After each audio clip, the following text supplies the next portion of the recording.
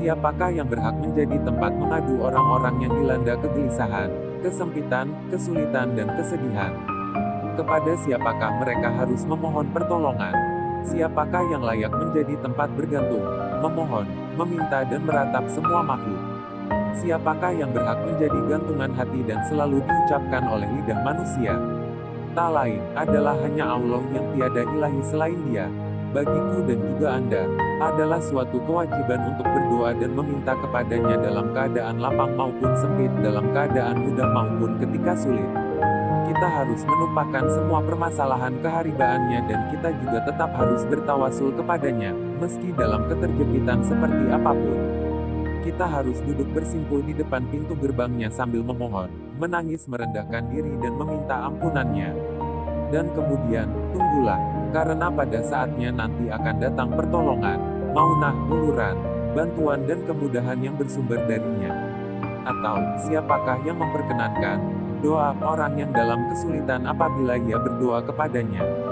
Quran Surah An-Naml ayat 62. Jawabannya adalah Allah lah yang menyelamatkan orang yang tenggelam, memberi jalan keluar orang-orang yang mengalami kesulitan, menolong orang yang dizalimi, memberi petunjuk orang yang sesat, menyembuhkan orang yang sakit, dan meringankan beban orang yang mendapat cobaan.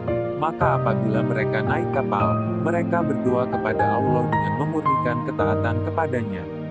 Quran Surah Al-Ankabut ayat 65. Di sini, saya tidak akan memaparkan doa-doa pengusir rasa duka, gundah dan sedih. Bagaimanapun, sebaiknya Anda mempelajari sendiri kalimat-kalimat doa yang indah dalam kitab-kitab hadis. Setelah itu, mengadulah, merataplah, berdoa dan memohonlah kepadanya. Dan bila Anda sudah berhasil menemukannya, berarti Anda telah mendapatkan segalanya. Akan tetapi, jika Anda kehilangan iman kepadanya, niscaya Anda telah kehilangan segalanya. Doa Anda kepada Rabb terhitung sebagai wujud lain dari ibadah, juga sebagai bukti ketaatan besar yang akan mendatangkan suatu pemberian lebih dari apa yang Anda minta. Maka itu, seorang hamba yang benar-benar mengetahui hakikat berdoa kepada Allah, niscaya ia tak akan pernah resah, gundah, dan kacau pikirannya. Semua tali akan mengerut kecuali talinya, dan semua pintu akan tertutup kecuali pintunya. Allah Maha Dekat, Maha Mendengar, dan Maha Menjawab. Dia mengabulkan doa setiap orang yang berada dalam kesulitan.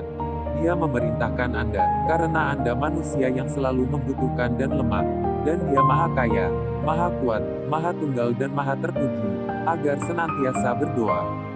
Dia berkata, berdoalah kamu kepadaku niscaya akan kuperkenankan bagimu. Quran Surah Al-Mukminun ayat 60. Ketika musibah dan bencana datang silih berganti menimpa Anda, berzikirlah kepadanya, sebutlah namanya, mohonlah pertolongannya, dan mintalah jalan keluar darinya. Tundukkan wajah untuk mengkuduskan namanya demi mendapatkan mahkota kemerdekaan darinya. Lekatkan hidung pada tempat Anda bersujud kepadanya agar Anda mendapatkan keselamatan. Angkat kedua tangan Anda, buka kedua telapak tangan Anda, perbanyak memohon kepadanya, jangan pernah bosan meminta kepadanya, dan jangan pernah berpaling dari depan pintunya. Harapkanlah kelembutan kasih sayang darinya, nantikan pertolongannya, nyaringkan suara Anda tatkala menyebut namanya, dan selalu berbaik sangkalah kepadanya. Curahkan seluruh waktu Anda untuknya dan beribadahlah kepadanya dengan tekun agar Anda mendapatkan kebahagiaan dan kemenangan.